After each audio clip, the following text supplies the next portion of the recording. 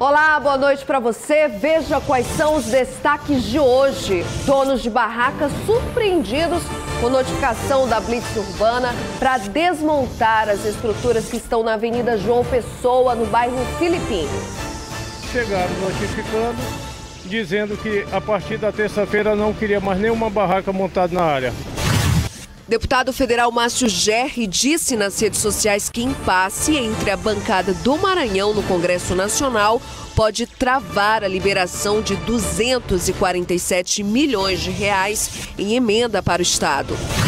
Câmara Municipal de São Luís define calendário de audiências públicas para discutir o plano diretor. Com data para começar e sem prazo para terminar, reforma de plataforma do terminal de integração da Praia Grande começa depois de decisão da Justiça. Na reta final, estudantes correm contra o tempo, aceleram os estudos para a primeira fase do Enem no próximo domingo. Para tudo, para acompanhar o Jornal da Guará, que está começando agora.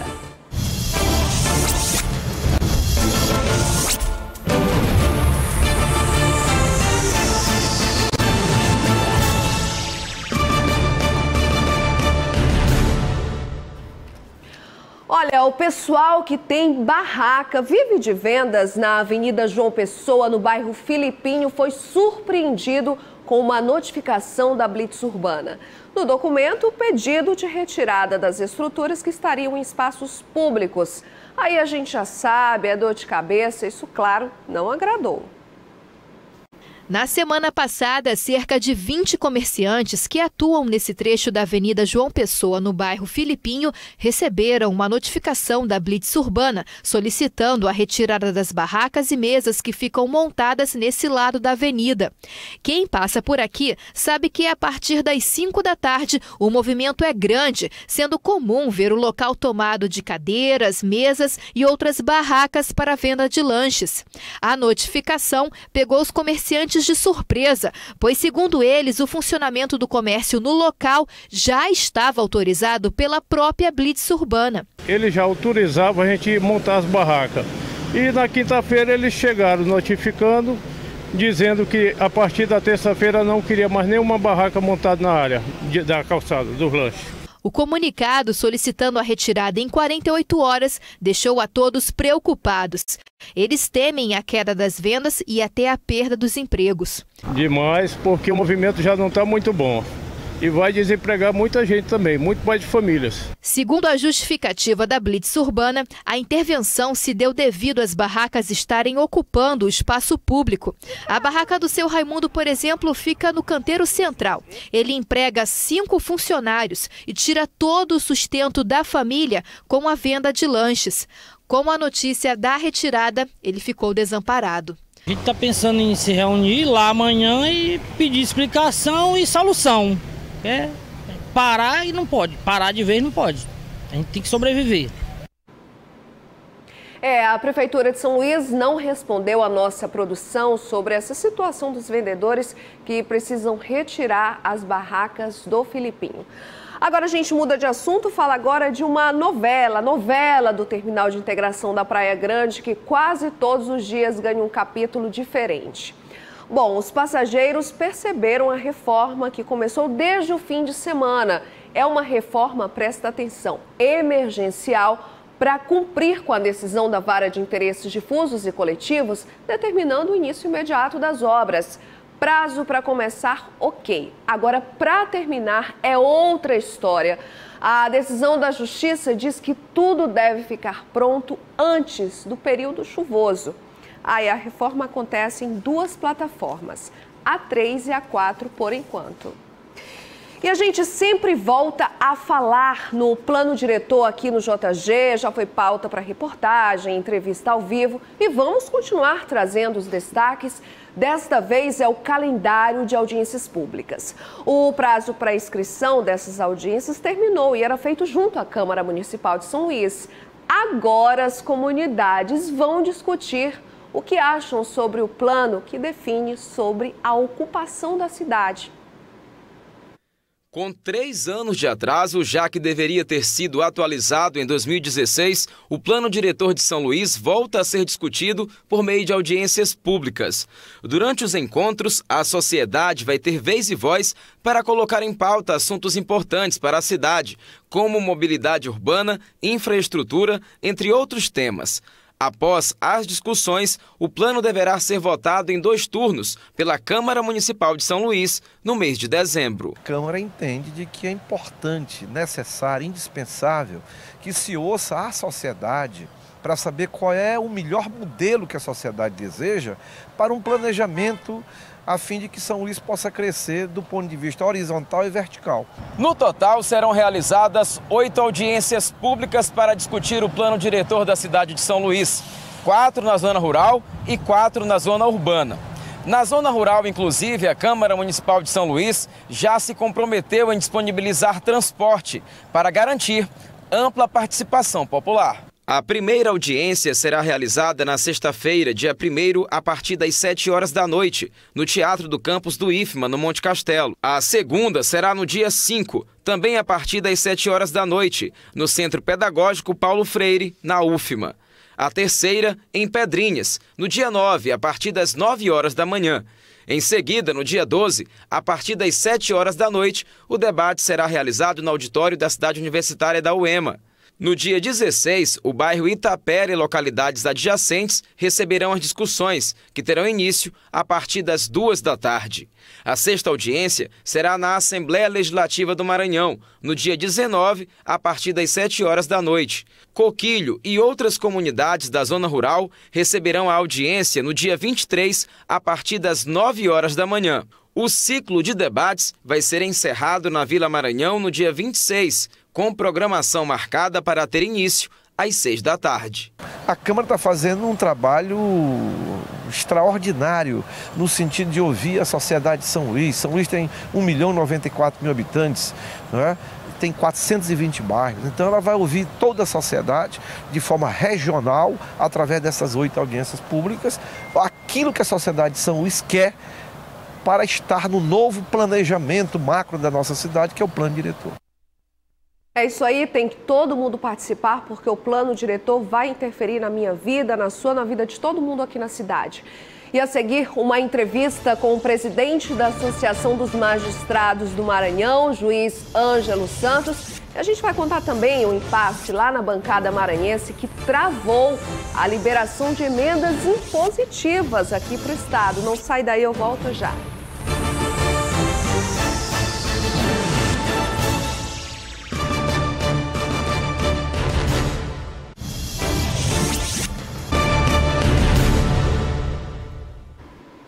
Eu estou de volta para contar para você uma novidade. O presidente Jair Bolsonaro publicou hoje pelas redes sociais obras para ampliação do terminal portuário e do aeroporto de Alcântara. O anúncio foi feito pelo secretário executivo do Ministério da Infraestrutura, Marcelo Sampaio. Estamos no centro de lançamento aqui em Alcântara, no Maranhão. Nós viemos com a equipe do Ministério da Infraestrutura para acompanhar as instalações e acompanhar uma visita aqui na região, de forma que nós pudéssemos identificar as necessidades da área de infraestrutura aqui nessa região. Então, durante um sobrevoo, verificamos a necessidade de aumentar o porto aqui em Alcântara, de forma que possibilite grandes cargas a atracarem aqui nessa região. Abrimos também o aeroporto, que já é existente, mas ampliar, de forma que também possamos deixar a estrutura de acesso a essa região pronta para os investimentos que virão nos próximos anos. Esse é o Brasil, esse é o Estado brasileiro, um pensamento de longo prazo que no governo do presidente Jair Bolsonaro está focado em construir um país forte para as próximas gerações. O Ministério da Infraestrutura é um parceiro nesse projeto e estará de perto, junto com a aeronáutica e todos os outros atores, trabalhando firmemente para que o Brasil continue crescendo e seja uma grande nação. E o governador Flávio Dino participou hoje da primeira cúpula dos governadores dos estados da Pan-Amazônia. O encontro acontece lá no Vaticano. Os governadores dos países amazônicos debateram sobre os temas ligados ao desenvolvimento sustentável da floresta. Durante o discurso, Flávio Dino fez críticas à demora do governo federal em agir diante das queimadas na região Nordeste e no derramamento de óleo no litoral nordestino. No Maranhão já são 13 pontos atingidos pelo óleo. Há sim, e lamentavelmente o Brasil, nesse ano, ofereceu duas provas quanto à pujança, à força dessa crise ambiental, uma vez que no primeiro momento tivemos o enfrentamento da temática das queimadas na Amazônia, que de fato desbordaram os padrões aceitáveis, e por outro lado, agora estamos atravessando a crise do derramamento de óleo no Nordeste brasileiro e nas praias do Nordeste brasileiro, e em ambos os casos verificamos um padrão negacionista de abordagem do problema, trazendo um encargo, qual seja a lentidão no enfrentamento das consequências, em razão de uma excessiva ideologização dessa temática. Nós precisamos, portanto, bebendo da fonte do símbolo da Amazônia, enfrentarmos o negacionismo e, ao mesmo tempo, enfrentarmos discursos equivocados sobre a soberania nacional. Agora presta atenção nesta polêmica. O deputado federal Márcio Gerri, do PCdoB, fez uma publicação nas redes sociais onde ele afirma que, por causa de um impasse entre a bancada do Maranhão lá no Congresso Nacional, o Estado está impedido de receber 247 milhões de reais de recursos provenientes de emendas impositivas. Para que o recurso seja enviado ao Estado, é necessário a assinatura de 14 deputados federais e dos 3 senadores. Bom, os senadores Everton Rocha, Elisiane Gama e Roberto Rocha já assinaram um acordo, mas na Câmara Federal, apenas 10 parlamentares foram a favor da destinação dos recursos, que prevê o envio de 50 milhões de reais, como você acompanha aqui, para o governo do estado. Para quê? Para a ampliação na saúde. 62 milhões para o Departamento Nacional de Infraestrutura de Transportes para obras de duplicação em recuperação de rodovias. 7 milhões de reais para a Codevasp, que é para as obras nos canais de São Luís, e de 3 milhões e 500 mil reais para a Telebrás viabilizar a internet para os municípios. Os outros 126 milhões de reais seriam divididos de forma igualitária para os 21 parlamentares da bancada maranhense. Segundo o deputado Márcio Gerri, as negociações continuam para que mais 4 deputados assinem um acordo. Caso contrário, o Estado corre o risco de perder esses recursos. E há 3 anos está em vigor o novo Código de Processo Civil, inspiração para o novo juiz, inspiração para o livro do juiz e doutor em Direito, Newton Ramos, que destacou a atuação dos magistrados em tornar a justiça mais ágil, com estímulo à conciliação, sem deixar de lado a segurança jurídica.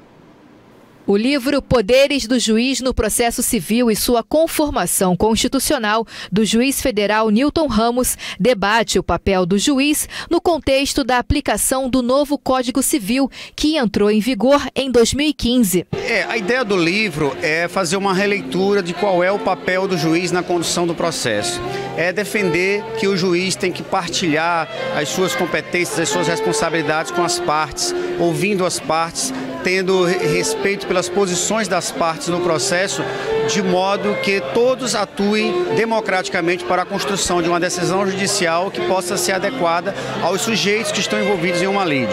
O livro foi lançado durante a mesa de debates Novo Código de Processo Civil, Avanços e Desafios nos 3 anos de vigência. Evento realizado pela Escola de Magistratura em parceria com a Universidade Federal do Maranhão. Espero que se tenha muito proveito disso tudo. Estamos com estudantes, com professores, com todo mundo da área do direito, juízes, promotores, advogados aqui presentes e realmente estamos numa noite muito feliz. Todos podemos desfrutar desse conhecimento dos nossos convidados. A cada ano, os juristas analisam os avanços do novo Código Civil. Uma pesquisa recente apontou que 11,5% das demandas judiciais da esfera civil são resolvidas pela conciliação. E esse número pode melhorar com incentivo ao instrumento da conciliação para reduzir a quantidade de processos na primeira instância. Para debater o assunto, juristas renomados participaram do evento, como o ministro Ribeiro Dantas, do Superior Tribunal de Justiça. Além de falar sobre os desafios do novo Código Civil, o ministro também parabenizou o juiz federal pelo lançamento do livro. Esse livro é um livro importante. Eu tive a honra de fazer parte da banca do doutorado do juiz Newton Ramos, porque esse livro é a versão comercial da tese de doutorado dele.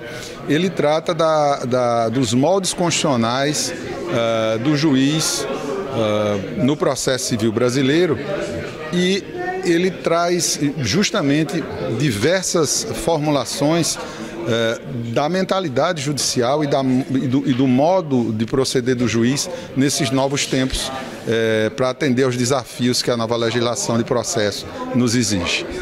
O professor Luiz Rodrigues Vambier também falou sobre as contribuições do livro para o ensino do direito. O livro foi lançado eu convidei, ele gentilmente aceitou lançar numa coleção que eu coordeno. O livro é fantástico, né? É fantástico porque ele traz um repensar a respeito da função judicial, um repensar corajoso, né? Um repensar corajoso. É muito comum o raciocínio só corporativo, não o raciocínio crítico.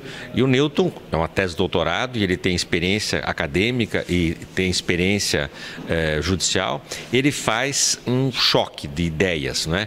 Um choque, um combate das más ideias, e lança ideias novas para que o sistema seja de fato aprimorado. Eu recomendo muitíssimo o livro do Newton.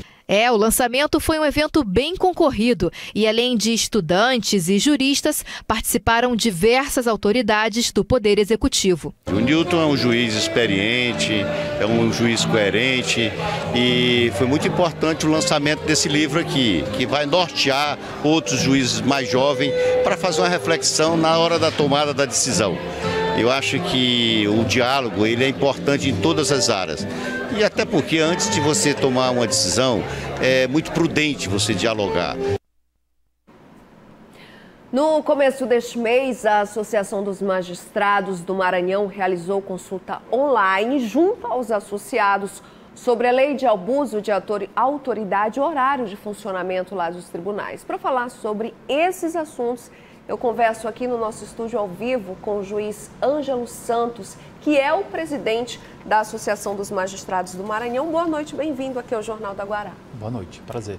Bom, eu gostaria de entender, depois dessa consulta pública com relação ao horário de funcionamento aí do judiciário, pós-consulta pública, resultado aí onde a maioria dos magistrados é contra essa resolução do Conselho Nacional de Justiça e a favor de praticamente um turno de trabalho. Depois dessa consulta, o que vai ser feito? Na verdade, a consulta surgiu de uma audiência de conciliação com o ministro Toffoli, o ministro Luiz Fux, que é o relator de uma ação direta de inconstitucionalidade que trata do tema no âmbito do STF. Então, o ministro Fux entendeu por bem reunir todos os presidentes de tribunais e ali ele deu um prazo de 30 dias para que esses tribunais informassem qual era a realidade local de cada estado. Nós temos situações de estados em que a população comparece mais no turno da manhã, mais no turno da tarde, depende do clima. Então, nós temos um país que tem diferenças regionais nítidas e ele buscou essa consulta, buscou escutar cada peculiaridade de cada estado e assim para definir um direcionamento quanto a esse período de funcionamento dos tribunais. Por isso que, através da Associação dos Magistrados Brasileiros, repassou isso às associações locais e nós procuramos ouvir os nossos associados quanto a esse período de trabalho. Que, no caso do Maranhão, a indicação de 8 às 14 horas se refere muito à carga horária. A demanda também? Não, e principalmente à carga horária dos servidores do Poder Judiciário do Maranhão, que é de 6 horas. Bom, também outra consulta online realizada pela Associação dos Magistrados trata da lei de abuso de autoridade. Bom, para quem está em casa, para a sociedade em geral, que a gente percebe já o início de uma mobilização que já vem acontecendo antes mesmo da aprovação, sanção, veto, derrubou veto no Congresso. Antes disso, a gente já percebe uma mobilização nacional do Ministério Público, da Defensoria, dos magistrados, policiais também. Para quem está em casa entender onde é que essa lei vai interferir na segurança jurídica.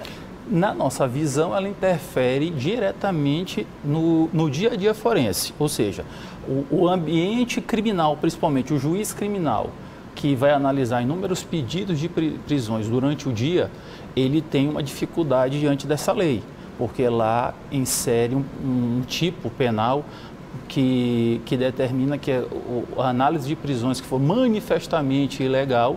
Então, esse tipo aberto gera uma insegurança de atuação do magistrado, e outros tipos geram insegurança de atuação dos promotores e da polícia. Então, a lei, do jeito que ela está descrita em alguns tipos, ela verdadeiramente interferirá no combate à criminalidade e à corrupção. Bom, para quem está em casa assistindo, entender assim, basicamente alguns pontos em que foi alterado aí.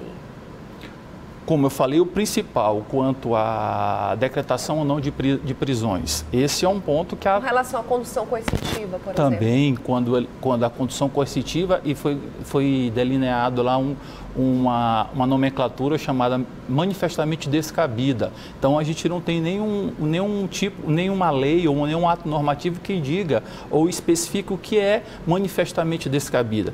Então, a gente, ao analisar os tipos penais, ao analisar alguns artigos da lei, a gente observa tipos abertos, sem definição, o que vai gerar. Então, abre aí diversas interpretações, bem subjetivo no caso. Como alguns juristas chamam, verdadeiros crimes de hermenêutica, que são crimes de interpretação, algo que é inconcebível porque fere diretamente a independência judicial. O magistrado não pode ser punido pelo teor de suas decisões, porque diretamente, tanto o texto constitucional quanto a lei orgânica da magistratura nos garante a interpretação.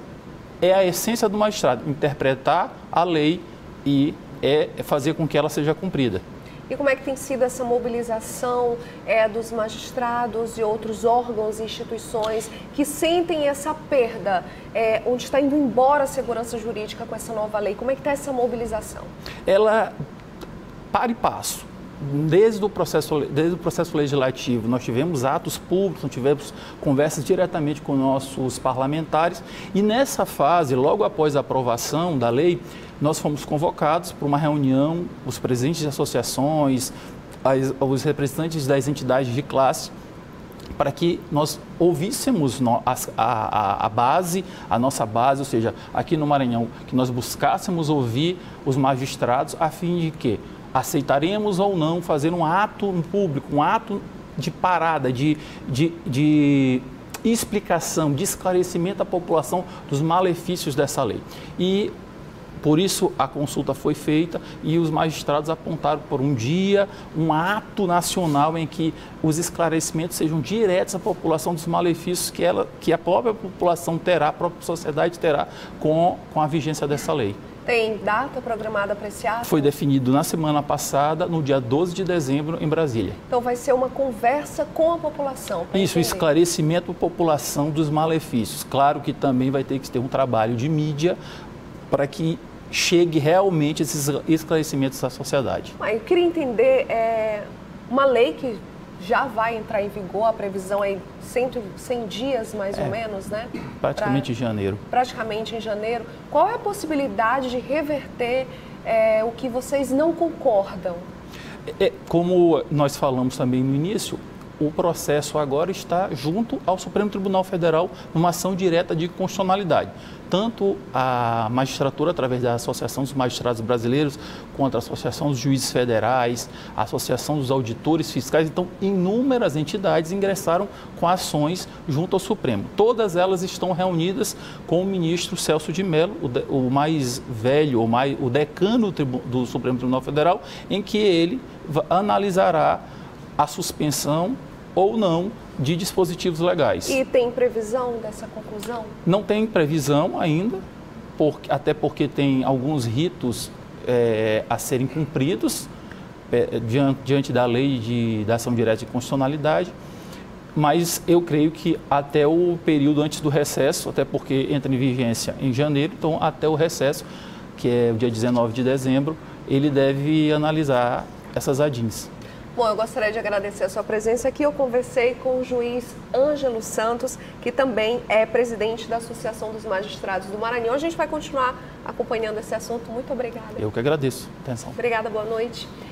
E logo depois do intervalo, a preparação dos estudantes para o Enem. A primeira etapa já é neste domingo.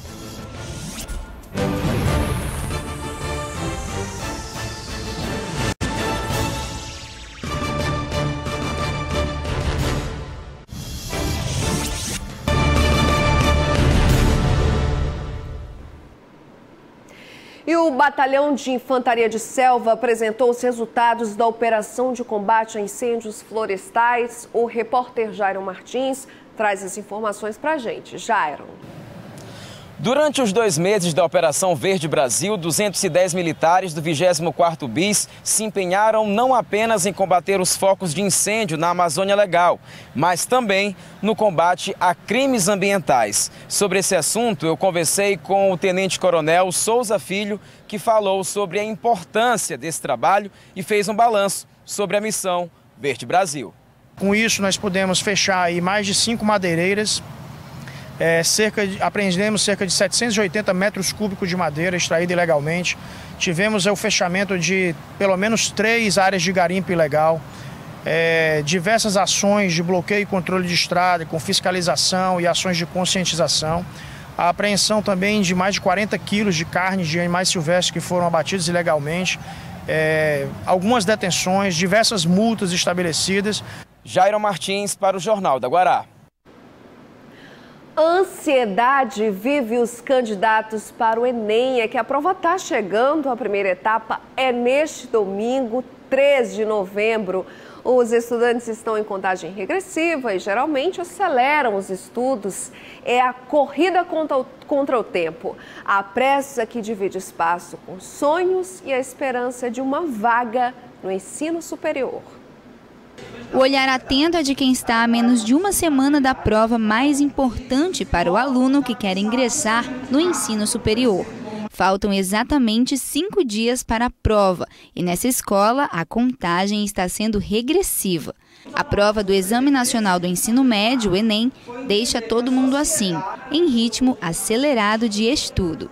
O Daniel, de 17 anos, vai fazer a prova pela 2ª vez. A primeira, ainda no 2º ano, foi para ver de perto como era o exame. Agora, ele disputa uma das vagas. A expectativa é grande. É um preparo de 1 ano, não tem mais o que fazer essa semana, mas a gente procura sempre dar o nosso melhor e aproveitar as revisões ao máximo. A Letícia tem uma preocupação a mais. Com a mudança de governo, a gente não sabe muito bem o que se esperar com a mudança de grade do Ministério da Educação, né?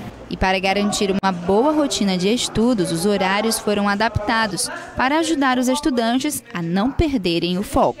A gente reformulou o calendário, reformulou o horário, tendo uma semana de que antecede o primeiro dia, humanas e linguagens, e no segundo dia, natureza e matemática. A gente observa que os alunos eles conseguem absorver esses conteúdos de forma mais eficaz. É isso aí, tem que fazer da melhor forma para eles. É um momento muito difícil de ansiedade, nervosismo. Quem nunca passou por isso? Eu já passei, eu sei como é. E agora um alerta para quem pretende navegar pelo litoral maranhense. Olha só, a Marinha informou que até a próxima quarta-feira as ondas aqui no estado e no Rio Grande do Norte podem atingir 2,5 metros de altura. A Capitania dos Portos sugere que embarcações de pequeno porte evitem navegar neste período e que as outras embarcações redobrem a atenção com o estado geral dos motores, casco, a bomba de esgoto do porão, equipamentos de rádio e todos os itens de segurança. Neste ano, aqui no Maranhão, já foram registrados 3 naufrágios. Presta muita atenção. E um intervalo rápido, eu volto já com a Ana Tereza para falar de esporte aqui no JG. Mas antes, fique com a tábua de marés para amanhã.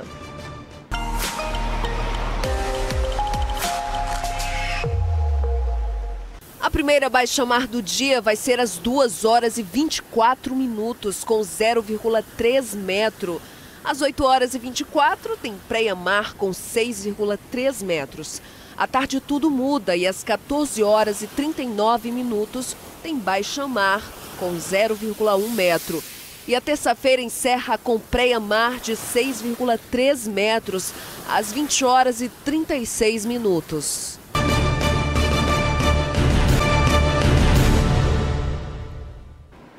Conforme prometido, o JG está de volta e claro que a gente já recebe aqui no estúdio a nossa comentarista de esporte, Ana Tereza. Ana, conta pra gente aí quais são os destaques do fim de semana.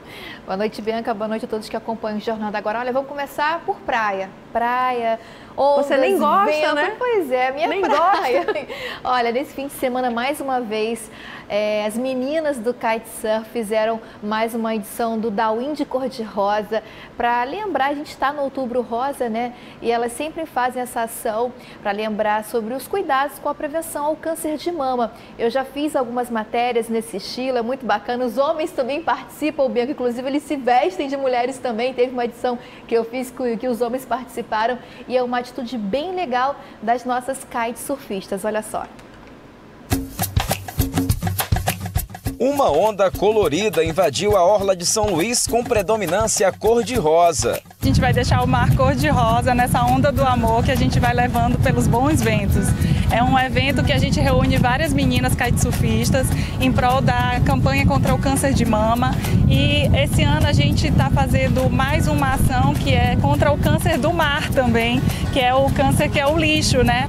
Em sua 5ª edição, o evento, que começou com 20 atletas, hoje tem um número 4 vezes maior, com potencial de crescimento a cada ano, já que o kitesurf é um esporte que já caiu no gosto de quem mora por aqui.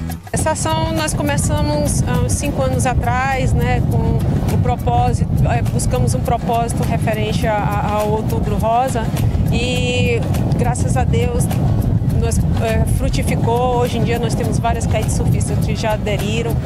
Essa ideia de usar o esporte para alertar sobre os cuidados com o câncer e também com o meio ambiente deve se repetir nas próximas edições, já que o evento faz parte do calendário esportivo da cidade. Esse é o 5º ano e a gente sempre fez, todos os anos, a campanha em função do câncer para ajudar o Hospital Adenora Bela. A gente faz uma visita à Casa de Apoio às Mulheres junto com as crianças.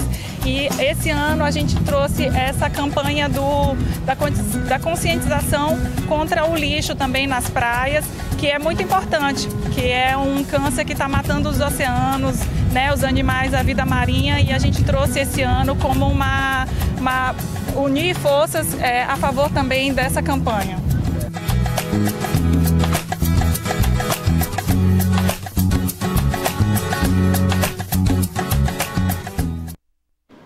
Nossa, que campanha linda, né? Parabéns, meninas, pela ação, mais uma vez. Ana, o que você tem aí? Muitas, né? Eu sei que você adora pegar uma onda, já ficou interessada aí nas ondas de 2,5 metros aí até quarta-feira. Mas cuidado. Pode deixar. Ana, o que você tem para falar pra gente sobre futebol? Pois é, gente, hoje teve o Congresso Técnico na Federação Maranhense de Futebol para definir a fórmula do campeonato do estadual do ano que vem. Gente, nada muda, tá? Continua a mesma coisa e fica aí, todos puderam dar sugestões de como seria a nova fórmula e continua a mesma coisa.